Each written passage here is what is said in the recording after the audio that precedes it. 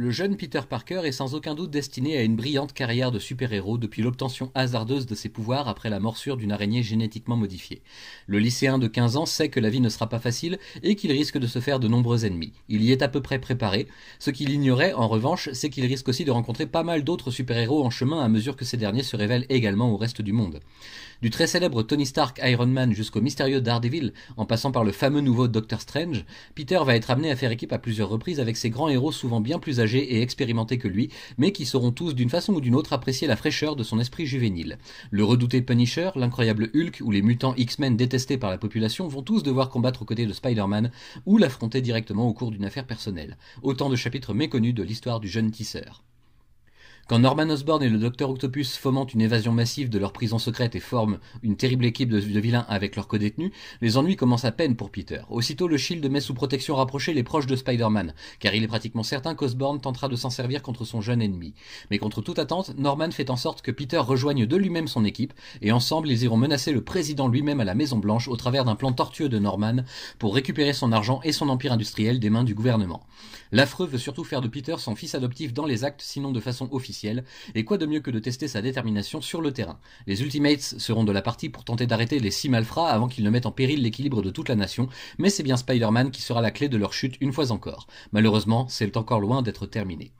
Peter et sa clone Jessica vont devoir enquêter sur la Roxxon, une compagnie industrielle de pointe dans le domaine de la génétique et qui s'est de trop nombreuses fois illustrée dans le mauvais camp. Cette fois, cependant, il semble bien que les cerveaux de la Roxxon soient totalement innocents de la vague d'attaques qui frappe New York en des points clés, du Baxter Building au Triskelion, en passant par divers laboratoires et centres de renseignement, y compris le très secret projet Pegasus, en plein désert dans un autre état. Tous ces endroits ont un point commun. Tous travaillent de façon plus ou moins officielle à bâtir le monde de demain tout en protégeant celui d'aujourd'hui. Très vite, il devient évident que toutes ces attaques ne sont pas le fruit du hasard et qu'elles sont même coordonnées par quelqu'un ou quelque chose depuis une autre dimension qui connaît parfaitement les faiblesses à exploiter. Rejoint par les Ultimates et quelques recrues surprises, le Shield de Carol Danvers va devoir réagir rapidement et identifier la menace avant la seconde vague d'attaque qui ne saurait tarder. Pendant ce temps, les célèbres 4 fantastiques font face à une grave crise interne qui pourrait bien tout changer. Je ne vous présenterai pas dans le détail les aventures de Spider-Man avec les autres héros qu'il rencontre dans la première grosse moitié de cet omnibus, d'une part parce que ça vous gâcherait tout l'effet de surprise mis en scène, et surtout parce que ce n'est pas si intéressant que ça au final. Je peux même vous dire que je suis plutôt déçu, car cette série où Spider-Man rencontre d'autres personnages est très inégale graphiquement parlant, passant du correct au hideux d'un chapitre à l'autre, selon mes propres goûts bien sûr. En plus de l'aveu de Panini et de Marvel eux-mêmes, cette série pose d'énormes problèmes de continuité quand on essaye de la rattacher au reste de l'univers Ultimate, certains chapitres contredisant presque totalement ce qui est développé dans les séries au long cours. Il n'y a guère que l'apparition du lézard qui m'a vraiment plu et diverti depuis le temps que je l'attendais dans la série régulière. C'est plutôt anecdotique au final et mal amené, mais au moins ça ne trahit pas le matériau d'origine. Le plus intéressant dans cet omnibus compagnon reste donc la seconde moitié où l'on trouvera les séries sur les nouveaux Sinister Six de l'univers Ultimate, et bien sûr celle qui aurait pu devenir le point final de cet univers, le Ultimate Doomsday, où tout le monde est touché par une nouvelle catastrophe d'ampleur dans un scénario assez mal rythmé et surtout un brin décousu selon moi.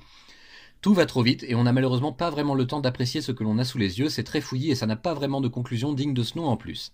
Je me suis pris plusieurs fois à revenir en arrière de quelques pages histoire d'être bien sûr d'avoir tout lu et de ne pas avoir raté quelque chose en route, mais non, tout est bien là.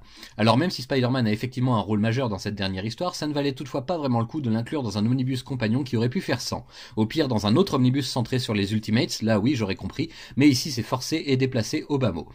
Alors que retenir de cette lecture? Très inégale, pas inintéressante de façon régulière, voire même embêtante à plusieurs moments, bref, une lecture passable et dont on aurait pu se passer tout compte fait. Seule la mini-série Ultimate Six mérite vraiment sa place dans cet album, et pour 7 chapitres intéressants, ça fait tout de même assez cher la facture. Peut-être aurait-il mieux valu la faire paraître dans une autre collection que les omnibus, ou alors réfléchir à une création d'une collection compagnonne des omnibus, justement, qui permettrait de varier davantage le contenu et les prix sans faire de remplissage. Je me retrouve ici avec à peu près la même sensation et le même problème qu'après la lecture du second petit omnibus sur Miles Morales en son temps, qui souffrait lui aussi d'un sévère trop-plein d'à côté qui ont été expurgés dans la nouvelle édition. Toutefois, je ne regrette pas cet achat parce que je suis un pigeon et que je veux une collection de qualité pour l'univers Ultimate au format Omnibus, mais que je ne peux objectivement pas dire que j'en sois ravi à 100%. La prochaine fois que Panini décidera de faire paraître un compagnon d'une série, je serai plus méfiant, c'est sûr. Mais bon, personne n'est forcé à l'achat et ça reste toujours un choix personnel qu'il faut encaisser. Au moins, ma collection est complète maintenant.